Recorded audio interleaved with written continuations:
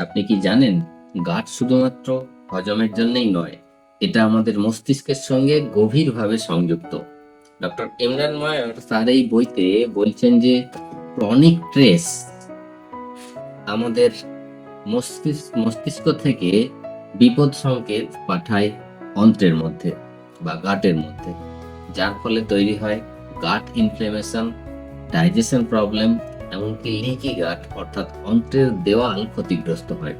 তবে আনন্দ সংবাদ এই যে মেডিটেশন এই মতো অবস্থায় কিন্তু দারুণ হেল্প করতে পারে আমাদের।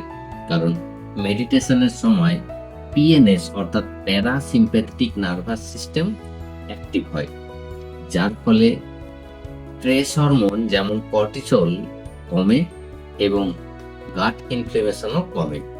পাশাপাশি মাইক্রোবায়োম তার ভারসাম্য বজায় রাখতে সেটাও কিন্তু সহায়তা করে।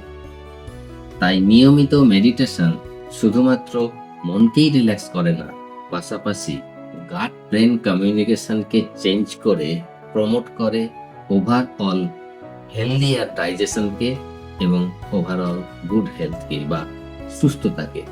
আপনি কি আপনার গাটকে বা অন্ত্রকে ভিতর থেকে সুস্থ করতে চান? তাহলে অবশ্যই শুরু করুন মেডিটেশন, অন্তত দিনে 5 মিনিট।